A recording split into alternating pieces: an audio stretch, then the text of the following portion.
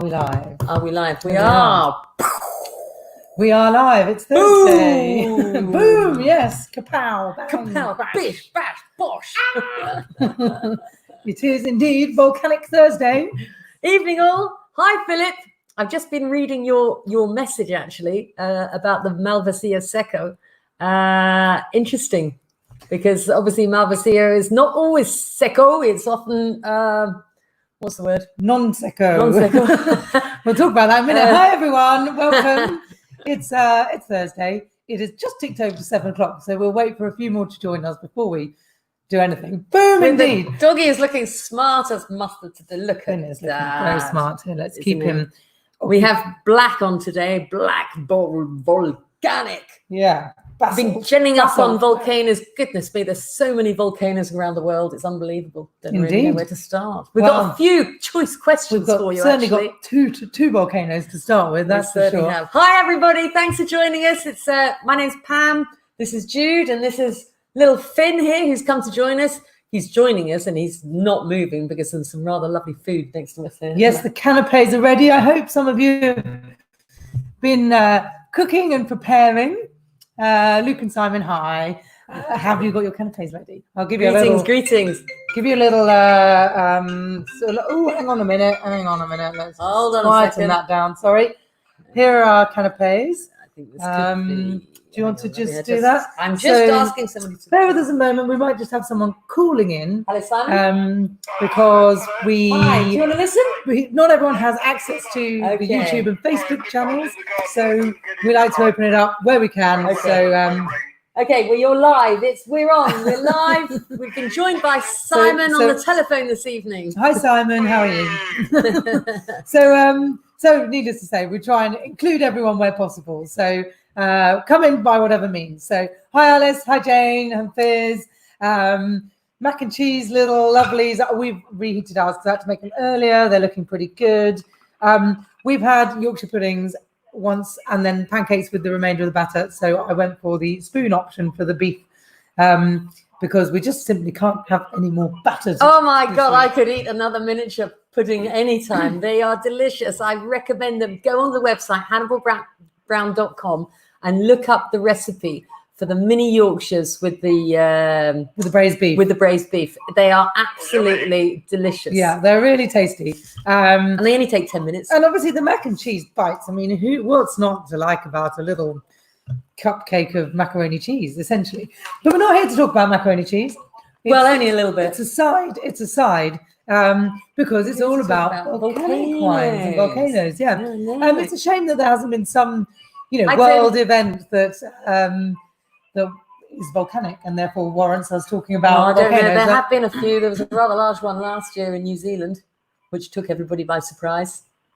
That was a bit of a shocker. Unfortunately, that's what volcanoes do, don't they? They take people by surprise. But, it's quite extraordinary how long they've been around. And would you believe, I mean, the real interest actually is how fertile they are, and arguably the most fertile parts of the land. The best soil there is, yeah. The best soil there is. Yeah. It's as natural as it possibly comes, with all the nutrients that you could possibly want. Yeah. No need for any sort of non-organic fertilizing or anything, because it's all just there. Which is why I've just mentioned both these wines. Both of the wines we suggested for this evening, and I'm going to hold them up here. Sorry about the lighting situation. Evening, Isabel. I struggle with my left and rights when we're here. So the Tajinaste, sorry about this. You hold that.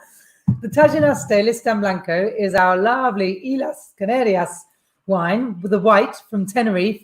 You might have seen in various places it said Lanzarote. We did have a wine from Lanzarote. Lanzarote, Tenerife, what's the difference? But this is from Tenerife. The grape is Listan Blanco. And then the red is the Aglianico Pompeano from Vesuvius, Mount Vesuvius. Yeah. So both organic. Yeah. From Vesuvius. Vesuvius. Pompeii. So hi, Kerry. Hi, Isabel. Finn says hi back to everybody as well, of course. So before, without further ado, let's all have a glass of wine. Pour yourself a glass. It's Thursday. What is the date today? No 18th idea. of June. Cracking on we are. No idea. Cracking on to the summer holiday time. Hopefully. If it's all a summer holiday for some, isn't it? So I'm just... Waterloo Day. It is. It is a Waterloo, Jane. So with the Tajanaste, I suggested the mac and cheese bites.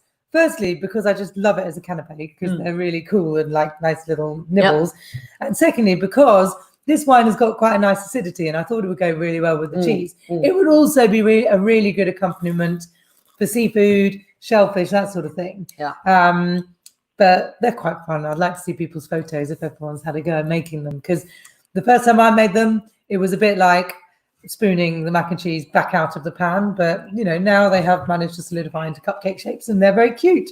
But maybe we should tell people why we've got Tajanaste in our portfolio. Well, obviously, we are all about explorers of great wine. So there are no holds barred. We'll go anywhere and everywhere.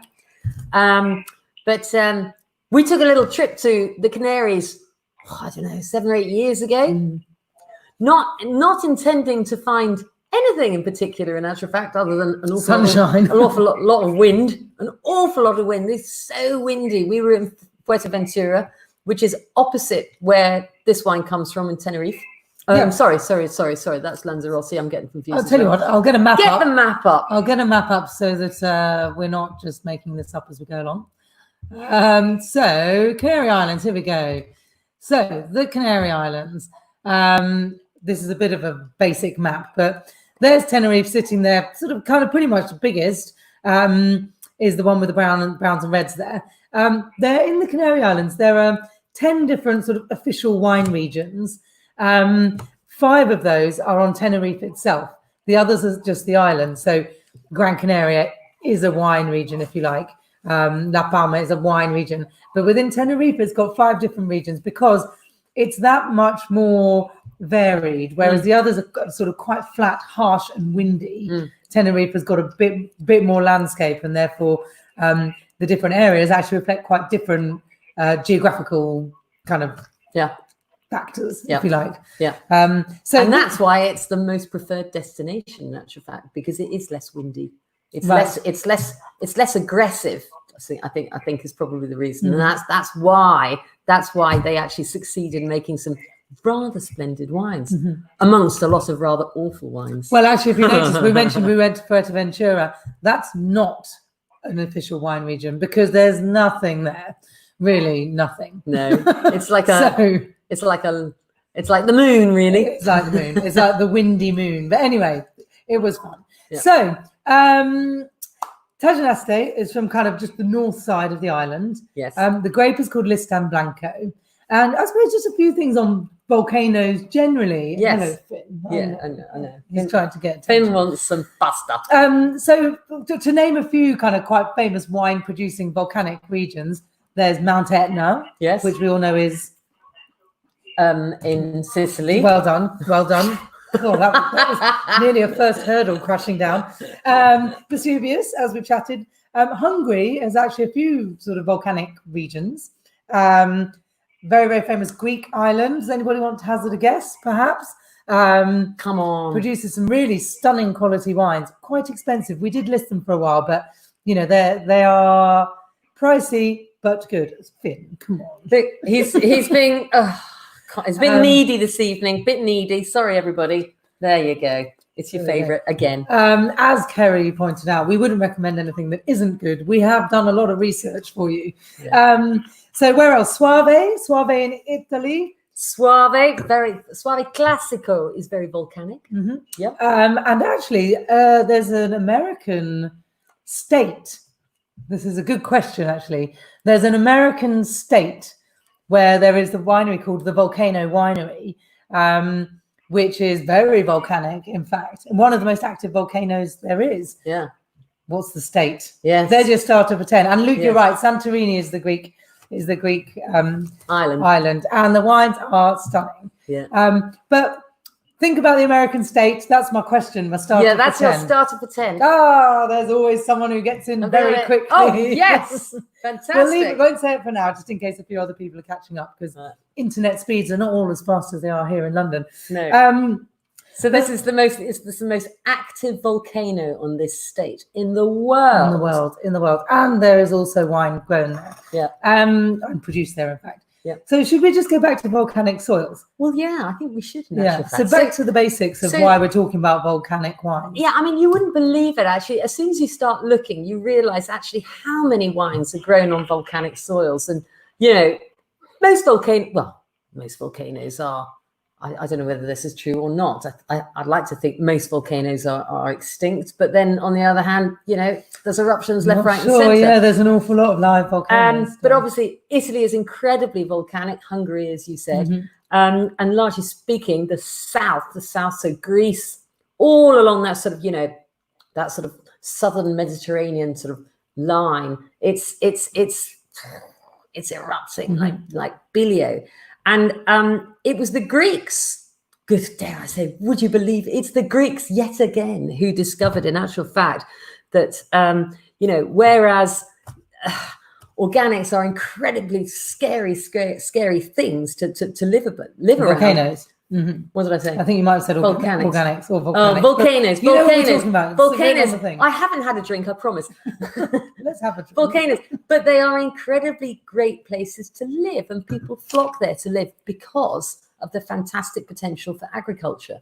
And there probably isn't one volcano in the world that hasn't got something growing on it, whether it's vines, whether it's tomatoes, whether it's cauliflowers, whether it's onions.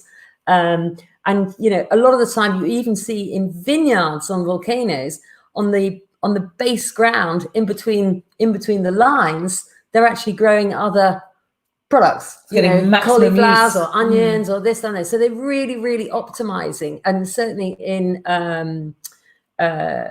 Pompeii, on Vesuvius, there probably isn't an inch that isn't actually being used for sort of growing, because the soils are so fantastic. And what basically happens is the volcano erupts and it gives off a huge amount. Oh, here comes another question. It gives off a huge amount of carbon dioxide and sulfur dioxide, which is SO2, sulfur. And this sort of, you know, like spews all over the land, but within it is also all these nutrients that you actually these days are used for herbicides, fertilizers.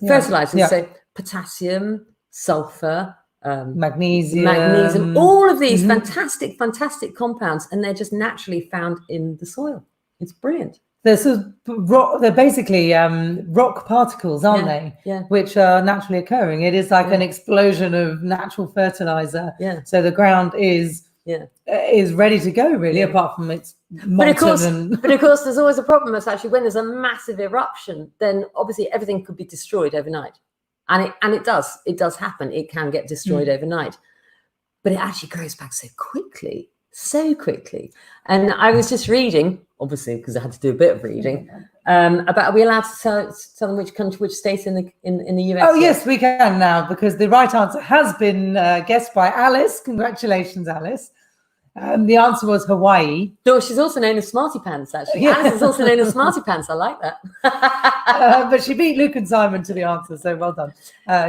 So they actually say, when if there's a volcano erupts and it's on sort of wet soil, then that soil will actually rejuvenate within a couple of years. If it's actually erupting and it's on drier land, then the potential is for the soil to recreate, or lava to convert into soil, would take sort of hundreds of years.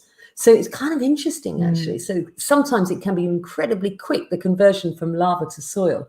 And other times it's a slower You process. kind of imagine it's generally slower, don't you? But hey, who knows? But it's the soil we're after. And it's kind of like a topsoil. But, you know, there are also some, you know, real difficult farming issues. First of all, incredibly steep. So,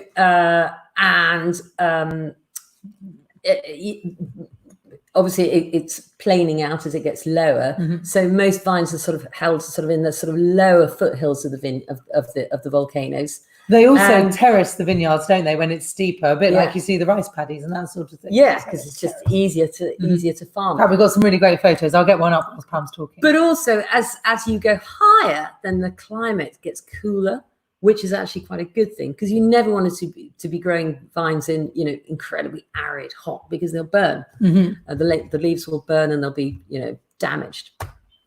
We're going somewhere else. I just wanted to show a picture whilst we're talking, so Yeah. you know. Yeah. So actually, you do get your standard sort of vines in lines, which are sort of trained quite high, and we'll look at a picture of that in a second. But you also go back to that one, Jude. Sorry, yeah, coming back on. I'll do that. This is amazing vineyard. This is a vineyard. Can you believe it? This is in the Canary Islands. This is Lanzarote. This is Lanzarote, and look at the color of the soil for one thing. But these are Black. Absolutely black, yeah. But those little sort of semicircle moons are basically their protection against the ridiculous like winds coming through. And my God, does it blow there? I mean, you know, if you want to try kite surfing there, then be my guest. We did it. Scariest thing in the world. But they're literally protecting the vines. And have we got another one? Yeah, so that's one way they do them. And then, Finn, hang on a minute. Just wait, Finn. This is an educational doodah. So impatient. So this is actually also in Lanzarote, but so with this particular method, instead they'd also build the walls, but then they dig out. They've given them little craters, so they're even more protected. Because look how cool is that, everybody? How cool! It's so exciting. I love it. Growing vines on the moon. But what is that? There's a couple of trucks. Yeah. Okay, so that gives you some perspective of how big those craters are.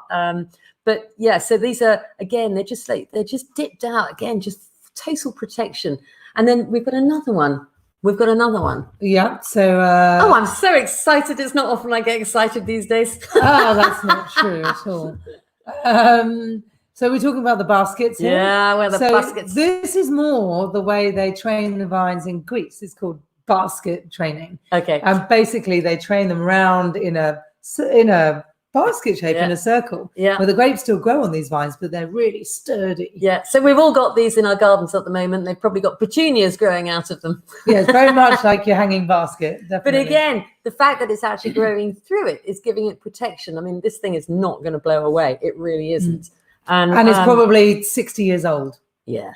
Isn't it? It's rock solid. You stub your toe on that, your flip-flops. Yeah. Scuppered. Yeah. Then the other thing also, now we've all talked about the P word, Pamela. No.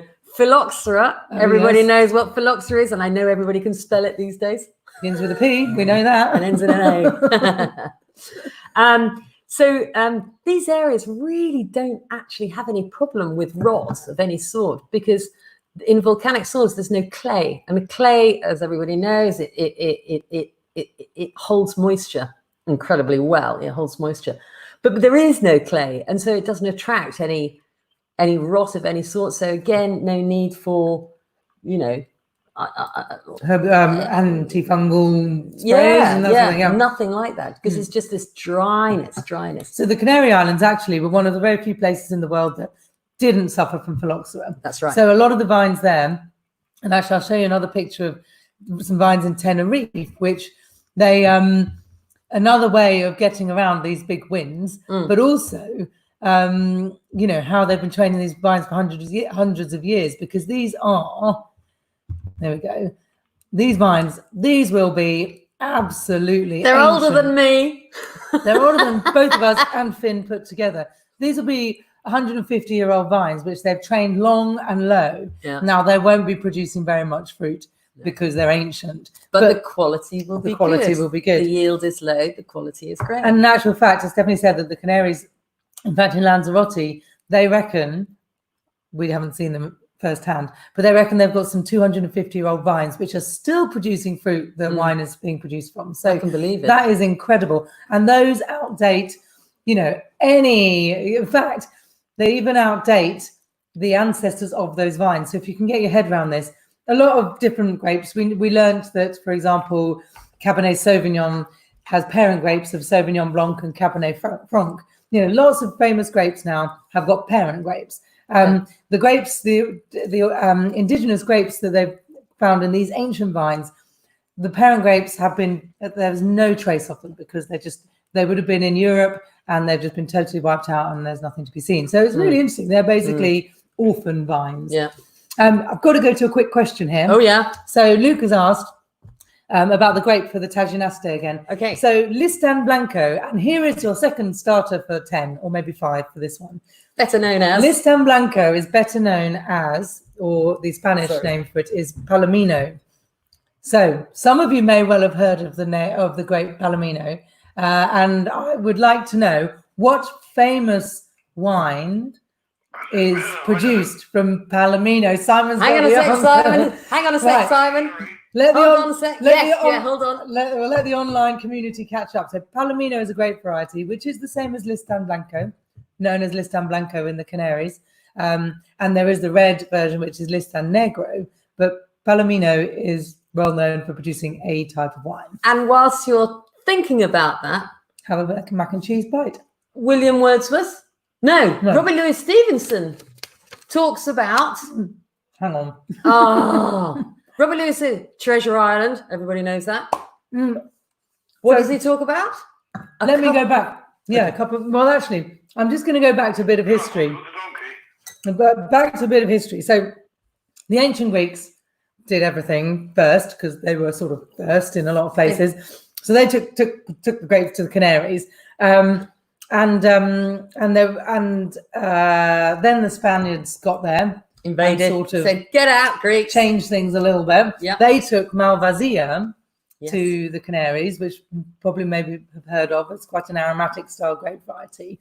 Now, Malvasia used to be what the Canaries were very famous for. They made very sweet wine, which back then the trading ships would come and stop off. Now they don't want a glass of dry white. They wanted sweet wine that will travel and keep and get you drunk quite quickly and and be sweet. And actually Shakespeare alludes to Canary Island wine in a few of his plays. And if you've heard the phrase "a cup of canary," he's referring to wine from the Canaries. Yep. And as you say, also spoken of the Canary Island wines, Robert Louis Stevenson, John Keats and Walter Scott, all very famous writers, poets who have written about. And Jude King. And me, of course, yeah. love a cup of canary. That's always what I say. So here we are all having a cup of canary. Cheers, everybody. So yes, we haven't said cheers, everyone. Yeah. Tim Carter and Emma, bang on, Sherry. Yeah. And Simon. Simon, you got well in there done, first. Simon. Well done, Simon. So just going back to it. So the Taginasta is made from Listan Blanco, and it's also known as Palomino, which is better known as one of the key components for sherry. Bish, bash, bosh. There we go. You see, it's a whole big wide circle. My God, there was globalization going on well before globalization. Do you know what I mean? Do you know what I mean? Shakespeare knew about it. Well, it was though, wasn't it? I mean, it was all, all of these countries, they were all trading. And then the Canaries were really significant in that because of their location. Yeah. If you think about where they are in the world, and actually, I don't think it was on the map, but they're basically go to Morocco and go left a bit. Yeah. They're there out at sea, a really significant stop off for those ancient travelers, explorers. Yeah. And there was, here's another question.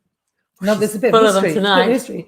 There was a very famous historical character who, whilst drinking wine from the Canaries, I know who this is. Whilst drinking wine from the Canaries, had to learn to drink using his other hand or arm. Who could that be? Yeah. 1700s-ish. Yeah. Testing your history knowledge. So in the 1700s, Simon, somebody incredibly famous had to learn to drink using his other arm. Who would that be? Pam's given a clue and that it's a he. But then who else was traveling all that way? But I'm just going to say something. I'm just going to interrupt because she's on a big roll here. Whilst you're having a little think about that, I just want to throw in actually that Hannibal. So Hannibal, my great grandfather and great grandfather, they were both Hannibals. They were working in the merchant navy, and that was back at the time when the Spanish and the Portuguese and the French and the British, we were all trading, and depending on who was warring with who depended really on which drinks became more popular. So going back to your point about Malmsey. Oh, yes, I haven't mentioned Malmsey. Oh, sorry. So also known as Malmsey wine, the sweet Malvasia wines. The sweet Malvasia from the Canaries, known as Malmsey, was incredibly popular for a certain time. And then the Portuguese came along and went, hang on a second, we've got port. And probably the Spanish were warring with somebody. And so the British thought, oh, let's import the port. And then when we started having a pop at the Portuguese, we went back to Spain and went, oh, let's have the sherry. So this is how all of these drinks actually were imported and came sort of more popular, in and out of fashion, depending on who was more into who. And old Hannibal was in the middle of it. There you go, the originals. There you go. So actually, Alice has got it. Hi, Nettie, you've missed so much. You've got to watch the recording, Nets. Alice has got it in that it was Lord Nelson who had to learn to use his other arm because his drinking arm was very inconsiderately. Come on, you knew that. You knew that. Injured and lost. So that was a little brief history, actually. Which so is quite interesting. So just going back to the wine element. Oh, wine. Yeah, because I mean, it's all history on there, history. Who'd have thought we'd be sitting here giving history lessons? So, but actually, going back to the volcanoes and actually, what does all this do to the wine? Now, so we've already said, because these soils are so incredibly fertile and they don't need any sort of herbicides, pesticides, just nothing. So incredibly organic, as organic as it comes.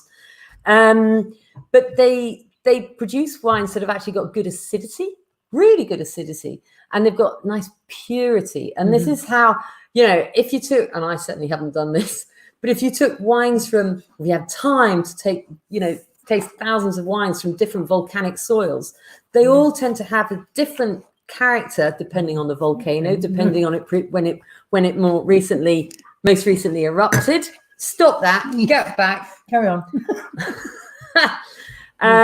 But they do all share this kind of purity, and people talk about this slight weight to it, which is almost sort of like indefinable, but lovely fruit and just elegance.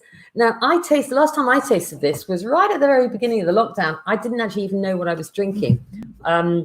Dude gave me a glass, and I sat here on a phone call with you, I think, Nettie, and thought, my God, this is rather nice. I had no idea it was from Tajinasta because we did used to do this wine several years ago, and then for some reason we dropped it, but we've certainly got it back on, and I just think it's absolutely brilliant value, which is it's 50 quid. No, it's not. It's $15.95, but it really is. But it's pure elegance. I just love it. I think it's great. So there's a word that is often, almost always, which I think people in the wine industry are starting not to like, associated with volcanic wines. Oh yeah, minerality, and also saltiness. You get this saltiness, which is it from the soil? Is it from the sea? Is it from the air? Who knows? From the winds? Who knows? But you get this kind of like saltiness. Bless you.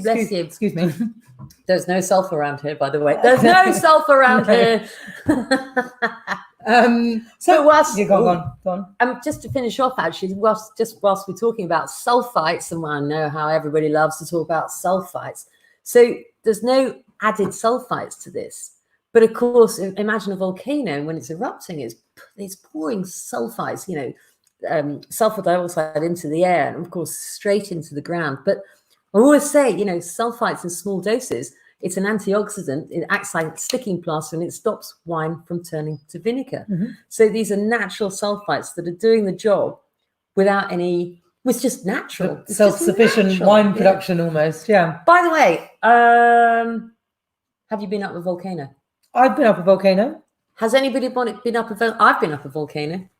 And I can tell you, I went up a volcano in the Aeolian Islands, and at the very, very top of the crevice, it was pretty pongy. It was all yellow, looked like a moon had landed. Well, looked like a moon landing, but incredibly strong, and quite toxic, really. So you don't want to hang around up there too long. Interestingly, the volcano I went up was in Guatemala, and there was actually a sort of live lava flow flowing. And actually it wasn't particularly sulfurous, but I wonder whether that's because it was so active. Because it's almost like in New Zealand, when you go to those sort of craters of the moon type places near I don't know. I think they're all different. I think they're all different. I know what you mean. Yeah, I can't remember the name of it. What's it called? Yeah. Anyway, I would really like to know what people think of the wine, and if they've had it with the mac and cheese bites, and if they think it goes. Martin and Martin and Kerry are here, and they're trying the South African bubbly with the mac and cheese. Oh, how nice! Why not? Why not? It's decadence. Not, decadence. It ain't volcanic, but it doesn't matter. There ain't a volcano in sight over there, I'm afraid. So yeah, Tajanas de Liston Blanco. What wine from the Canary Islands? You don't see a huge amount of it because they don't produce a huge amount. But there is some really fantastic quality there. Well, actually, just on that point, so when we were in the Fuerteventura, you've got to remember, obviously, well, up until recently, tourism is a huge thing for the Canaries, and they're not self-sustainable in terms of actually they don't have enough wine to go around, so they do import a huge amount of wine from mainland Spain. Torres is a big player there, but I do remember actually being there and actually discovering one of our favorite house wines of all time, which we no longer do, unfortunately. We can't get it, Nuviana. Yes, and yeah, Spanish, Chardonnay. Spanish. But your point about the amount of wine that is produced in Canaries and sold as Canarian wine, but it's not. True. So there's obviously always these little loopholes, and they do import an awful lot to sell the cheaper end of local wine. They import an awful lot and then blend it with their own wines, so it's not entirely Spanish mainland, so they sort of get away with it. But, Luke, Rotorua. Thank you, Luke. Thanks, Luke. Rotorua. That man is well travelled. Is there anywhere where he hasn't been? Well, he's certainly been to New Zealand. Certainly been to New Zealand. Okay, so it seems that people do like the wine, which is great. We love it. And people have done the mac and cheese bites, which I just love. Please do take a picture of where you're sitting now with your little canapes and your glass of wine and pop it on Facebook for us. That'd be really great and keep sharing. Keep sharing. The more you can share and the more people we can get involved and cooking the canapes and enjoying the wines with us, the better. At the end of the day, it's a social experience. And can I share our news? Oh, we've got some.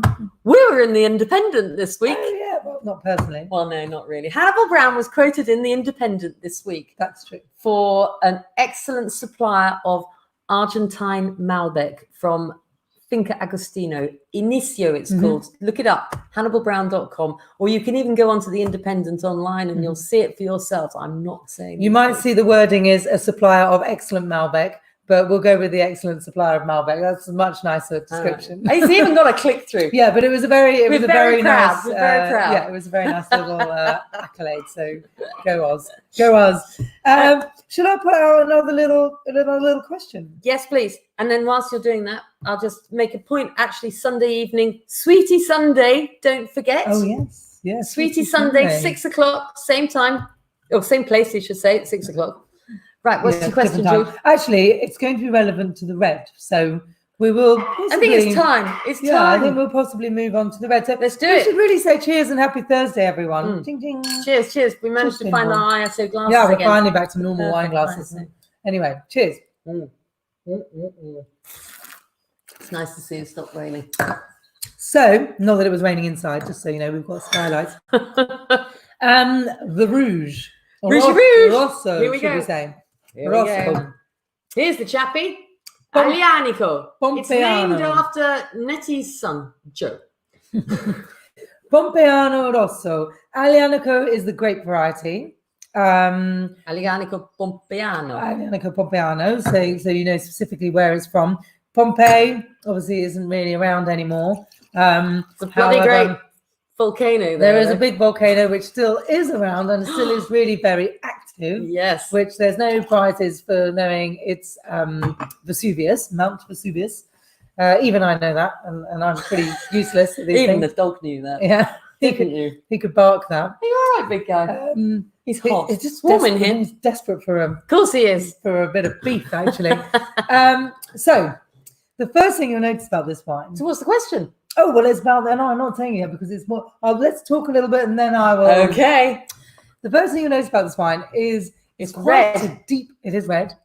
Rosso gave it away. It's quite a deep color, isn't it? Now, the volcanic red wine. It's quite difficult to say what does a volcanic wine taste like. But volcanic red wines are definitely more about saltiness, grittiness, gritty hardness, structure. Structure, Pop you on the nose. minerality, that word again.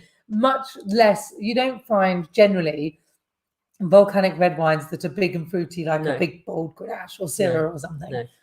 So, however, we have said that this grape is Aglianico. I think you say Aglianico, really, which is a descendant from Syrah, but it certainly isn't like any sort of Aussie Shiraz that you've seen from the Barossa area or anything like this. So, take a big sniff. Give it lots of air because it's 2017. Remember, give it a good swill and suck it around your mouth lots and lots and lots. It's 2017 vintage. So so first impressions, go for it, Jude. I've just tasted it. First impressions is going to be dry, really dry. It's crying out for food.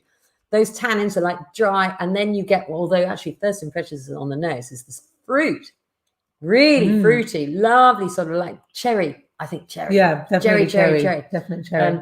But on the palate, it's actually quite dry, and you're getting a little bit of acidity, and then it'll start mellowing. But if you've got something close by that you can eat, like we have, like everybody should have, really. These wines stylistically are better with food because they've got this like really sort of grittiness to them. It doesn't have oak in it, so this has been produced in a stain. Actually, no, that's not true. It has got a little bit, a very, very small amount. About a fifth has been aged in a barrel, but only very lightly. It's not very noticeable, but otherwise, it's just produced in a stainless steel tank, and it's just about the grapes. That's all. Now, I have just had a little Yorkshire Liss beefy number. Which was basically like the braised beef recipe. It's almost like a beef stew, if you like. And instantly, when you taste the wine afterwards, it's just softened. Whilst I'm eating this, should we go back to where we are on the map? Just to remember. Oh, yes, okay. So here we go. We haven't actually had a map. Pompeii. Yeah, so we are different country. And bear with me just a sec. Here we go. So in the little circle, you can see Italy as a whole. Campania is the region that Vesuvius sits within, which is, if you're looking at a boot and a football, it's kind of the ankle bit of the boot, if you like, on the west side. And then the bigger map shows Campania as a region, and the sort of olive green, blob, the olive green blob is Vesuvius. The slightly darker green to the west of it is Naples. And you're looking in this area, which is where this wine comes from. So the wines are definitely wines that need food, but also, and really importantly, wines that will age really well. Yeah.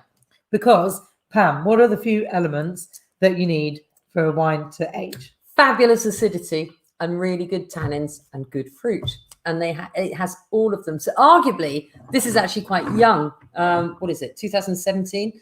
But it will go on for probably 10 to 15 years. This is what these wines do. They just go on and on and on and on and on. And they will soften all the way. So I agree with you with the beef. But even I'm thinking barbecue. Yeah. Big, bold, sort of like almost sort of like burnt flavors and what have you to go with this wine. Ooh. Last minute, I just cut a little bit of lovely salami. I thought that was for the dog. Well, it was, but we're eating it. He can have a bit. Again, a sort of pepperiness, a savouriness, because these wines are very savoury. Burgers, maybe burgers. Obviously, slightly less interesting on it. Well, a little mini burger canapes. Maybe we'll do that for the next one. Yeah, that's good. That's good. Good Whatever it is, it has to have something really, really robust in this flavour. And actually, that salami probably works even better. Just that, maybe use the saltiness as well. That's going with the saltiness. But I mean, they talk about Aglianico as being, the southern hero, the best Barolo of the south, best great, the Barolo of southern Italy. It is up there with the best. So Barolo. Wait, here we go. This is a question. I have to stop you because lamb. Yes, Alice. Yes. So the Barolo of the south is what they're called, Aglianico. Now, it's also thought of as one of the three great Italian red grape varieties. What do you think the other two are? What was the question, did you say? So it's known as the Barolo of the South, and Aglianico is thought of as one of the 3 great Italian red grape varieties. Okay. What do we think the other 2 are? Well, we've just mentioned one of them. I haven't. Have you? Barolo. No, well, no, but the Oh right, the okay, so the grape varieties. The 2 grape varieties, not wines. Yeah. Not wines, but specifically grape varieties. Yeah. So have a think. Pop your answers on a postcard, ideally on the little on your Facebook or YouTube comments. And if anybody says Pinot Grigio, you will be exterminated instantly. It is not Pinot Grigio. No, definitely not. And that's also red grape variety. Also not a red grape. But have a little think. 2 other classic Italian red grape varieties that are thought of to be like the great red grapes of Italy. So it's got a nickname as well. Aglianico. Has it? It's got a nickname. Oh, what is and that? I love it actually. Well, no, it's like erring towards the MAFIA, but it's called Don Paolo. I love it. Oh yes, I love it. Its funny. nickname is Don Paolo. It's known as Don Paolo in Naples. In fact, it's generally known as Don Paolo. Oh, I didn't know that. Yeah, which is lovely. So yes, we have had a couple. There's a couple of kind of guesses coming in here, so we'll kind of stick with that. But Mount Vesuvius it's a pretty active volcano. well, it was. Well, it still is. It still is. Is it? So it actually only the last time it erupted is really in quite recent years. Oh. I mean, relative to humanity and. All right. Okay. Here's the question, isn't it? Here is a when question. did it last erupt? Here is a question. When do you think it last erupted? When do you think it last erupted? I don't know. You don't know the answer, do you? No, I don't. It's interesting. Put it out there. Guess your other. I know when Etna erupted. Go on. Last week. Oh, did it? Clearly, I've only been listening Etna's always erupting. I've only been listening to stories of COVID-19 and a bit of Brexit as recently. I think I've told people actually. People on the island of Sicily are only happy when Etna is erupting, because when it's not erupting is when they're scared. Oh, really? Okay. Yeah. I thought it might be something to do with keep the tourists away, which is also a possibility. To be fair, they know where they are. Everybody knows where they are. They can get on with their life, and it's erupting, so that's fine. Carry on. Okay, yeah. It's when it's not. When it's like bubbling up and about to do some damage. Exactly. Okay. Exactly. I mean, here we go. Sangiovese. No, but it's a very good. So that is one of them. Oh, is it? Yes. Very good, Tim Carter. Is it really? Oh, Yeah. I suppose it would be. Yeah. So okay. And the other one, yeah. So Sangiovese is definitely one of them, and very, very key. In fact, for those of you who don't know Sangiovese is the king of Chianti. Mm-hmm. And stylistically, Chianti, when you drink a Chianti, it should always remind you of cherries. And the sad thing about most Chianti is that it's drunk far too young. It's released onto the market quite young, and it gets drunk too young. And what you really need to do is put it in your sock drawer and forget about it for a good few years, and then go back to it. Yeah, stick it in the shed. Then it really, really erupts into something fabulous. But unfortunately, a lot of Chianti is drunk far too young, which is annoying.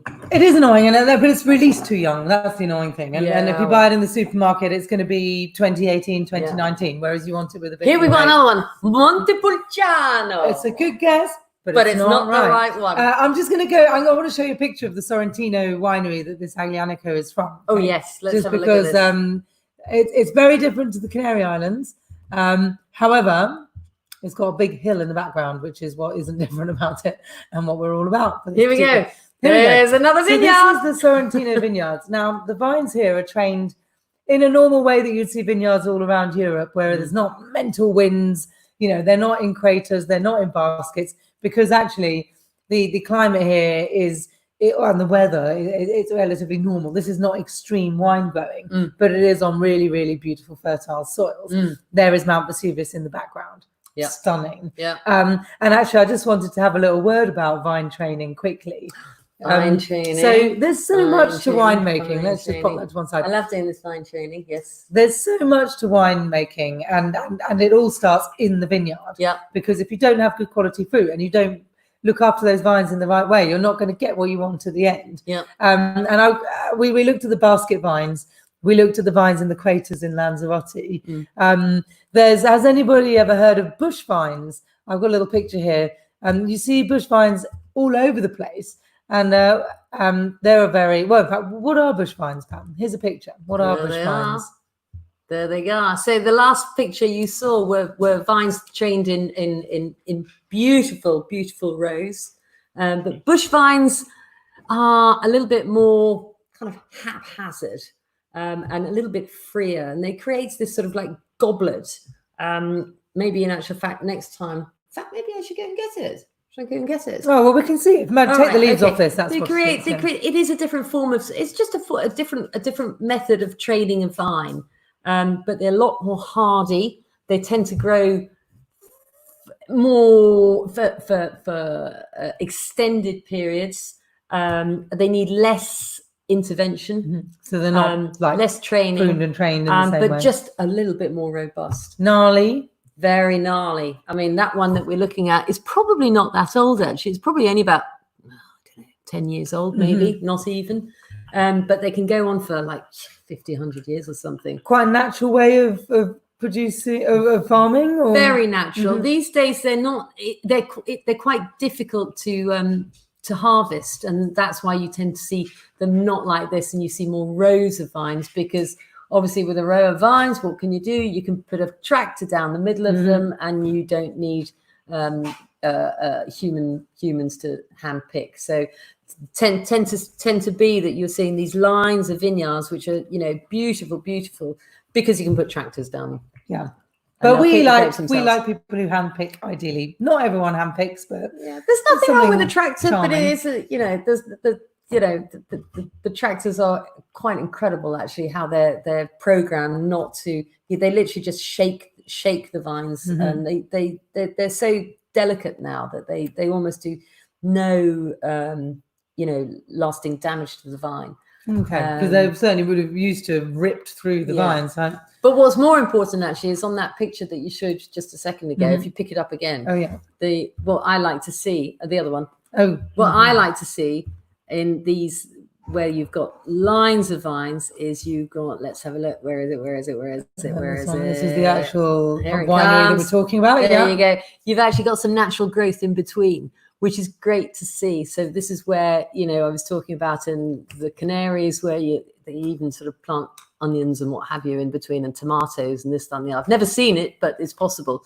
But it's kept very natural. So there's very little ploughing of the soil. So the soil is just left naturally to find its own pH, very, very natural. And it's just, just better for the land. Obviously, you wouldn't be sending your tractor down there if you got your tomatoes in between. That would be just disastrous. Oh, here we go. Tempranillo. Wrong country, Nettie. Good guess, but it's a good guess. Tempranillo is a bit more Spanish. Nero d'Avola. No.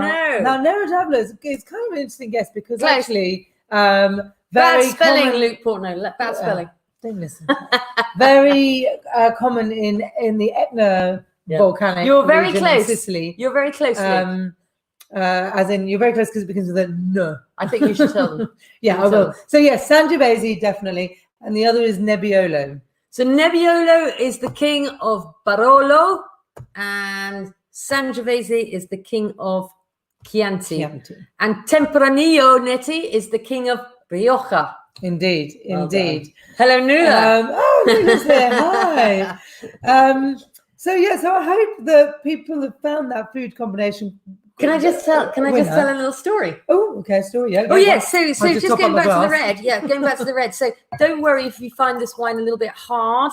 Ideally, probably really good to decant any opportunity. Get lots and lots and lots of air in it, and also it is quite young, so it's got a lot of colour in it. Wow. But it does need sort of big, hearty food. And I'm definitely going for the salami with fennel in it. Wow, that'd be fantastic. But can I tell a little story about Pompeii? Yeah. Oh, yes, here we go. Settle down, everyone. Vesuvius. Top up your glass, get comfortable. So there's a white wine. In Vesuvius called Lacrima Christi. Or Lacrima Christi. Or Lacrima Christi. What do I call it? Lacrima Christi. Lacrima Christi. Lacrima Christi. And the story has it, the mythical story has it. Well, what does it mean? Well, it's a white grape. I think it's potentially. Well, I'll get to that. Okay, sorry. I'll just have a macaroni. Lucifer, we all know who Lucifer is. Mm-hmm. So he stole a patch of land from the Gulf of Naples, and Jesus was so upset with him that he shed some tears over the area of Vesuvius, Pompeii area, Naples area, and that formed this fertile land, from which came the grapes or the white wine Lacrima Christi. How nice is that? Oh. Yeah, Thank you, Simon. I thought it was rather nice. And interestingly, this is even more interesting and really rather quirky, that the majority of Lacrima Christi was exported to the US. Lacrima Christi. Why was that? Weird. It was the first Italian wine to get to the US, maybe because it's got a good story. Yeah. Yeah, with the mafia. Yeah, probably with the mafia. Probably, yes, probably with the mafia. Lacrima Christi, along with Chianti, were the first two Italian wines to be taken over to the US. So, or maybe because there was some sort of godly association. Yeah. Because they like that over there, don't they? For me, this wine is really softening now. Yeah. Wow, it's really softening, and I'm going to enjoy a large glass. What do we think? I know Tim and Emma have said that they actually really enjoy it, especially because they've got the beef and mini Yorkshires, which is a bit of a winner. Yeah. What do other people think? Because it really does have quite the winey way of saying it is like structured tannins. So it has that dryness, but it's also got a softness about it. And it's a very well-made wine. I definitely say go for the salami. Grab some salami with it, and it will be just perfect. But this is it is indicative of this style of wine. It's got this nice grittiness to it, and an acidity. Yeah, I like it. I really like it. Did we go through? I'm not sure if I gave the opportunity to say the things that a wine needs to age. Yes, we did. Yeah. So the acidity, the tannins, and the quality of fruit. Yeah. So this wine you could pop in the shed for 5-10 years, and it would just get better and better. And what would happen is the acidity would calm a little, the tannins would soften a little, the fruit wouldn't be quite as bright. It would totally transform. And it's almost worth putting a couple of bottles in, tasting one in 3 years' time and one in 5 years' time. We're not very good at doing that. We're good at taking them out. But there we go. We're working on. Maybe we should do that. Right. So, what's your wine of the moment? Oh yeah, my wine of the moment. Because talking about all these volcanic, it is getting on. Sorry, wine of the moment. Wine of the moment. So talking about all these volcanic regions, not a million miles away from where we are now in Pompeano or Vesuvio, is where our Greco di Tufo comes from. And Greco di Tufo is a really lovely Italian white wine. Actually, find it in Chianti region. Yeah, and it's got similar characteristics to the Taginaste that we just tasted, in that it's got a really elegant softness about it, but quite big and bold. What's your favourite word? Unctuousness. Unctuousness. I'm not sure if it even is a word, but I think if you put a nus on the end of anything, it works. So yeah, I love the Greco di Tufo. It is about £20 a bottle, but you get what you pay for with that one. What's yours? Well, my wine, I'm so excited. So I used to live in Bordeaux, and I lived in Bordeaux for quite a long time, and I was a big Bordeaux fan. But these days I don't drink very much Bordeaux. But we have just brought one in the last few months. Oh yes, and it's cool, and I think it's fantastic. It's lovely and soft and smooth and just easy, really easy. You pop the cork, you pop it in the glass, and you go, oh, that's nice. Yeah, it's from Saint-Emilion in Bordeaux. Wow, and it's called Cadet du Clément. That's the one. Cadet du Clément. And Chateau actually, Clément. Cadet du Chateau Clément. A very good, convenient segue that. So Sunday, Sweetie Sunday, grab a dessert wine. We're specifically going to be tasting the late harvest Riesling from Chile. Well, we haven't decided yet, but we'll probably have something goat's cheesy. Or lemon something a little bit sweet but not chocolatey. So we're going to talk all about dessert wines from all over the world. Then next Thursday is wine and cheese. Wine and cheese, yes, please. Breaking news. Yeah, we have a visitor next. Well, not here, obviously, because that would be not allowed. But we'll have a guest. Winemaker is joining us. Yeah, so from Jordan, the winery who produced the Real the McCoy real Riesling in South Africa. in Stellenbosch. They'll be joining us to chat a little bit about trials and tribulations of farming and their wine, and particularly what So his what they name's think of it. Gary Jordan. He owns the Jordan Estate in Stellenbosch. So he'll be joining us for a wee while next week, which will So be really you cool.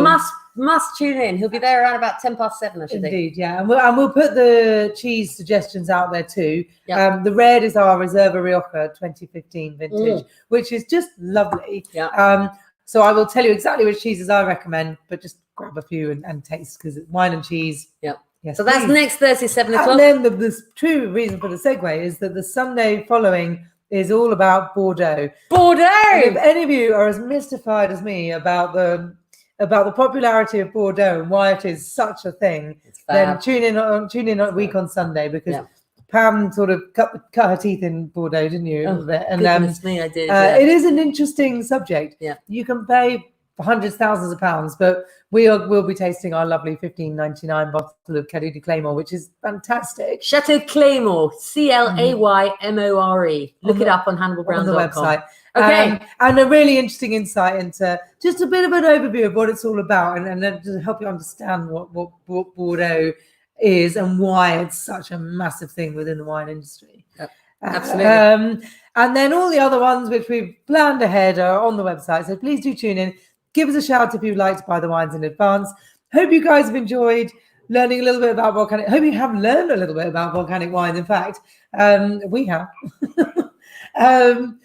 We will leave you. Don't you just want to go up a vineyard now, up a volcano? Yeah, I mean, we'll be there. Go see those baskets. They're amazing. As soon as we can get that far on a bike. If you didn't see the beginning of this, go back to the first 10 minutes and we were talking about the most amazing, and you'll see the fantastic photographs. Just look it up on YouTube. All of our videos are there.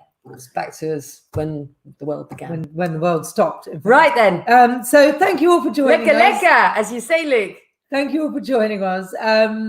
Cheers, everybody. Let's see you on Sunday. See you on Have Sunday. a great weekend in between. And make sure you put those wines in the fridge. Chill them right down if you've got a dessert wine. Chill them right down as far as you can. Indeed. And get your questions ready, because we'll be here to answer, and let us know what you'll be drinking then. And don't forget to pop your photos of where you're sitting and what you're eating right now, because we want to see your canapes. Okay. Cheers, everybody. Ding, ding, ding. Bye. Off we go. Bye for now. Bye. Bye, Simon.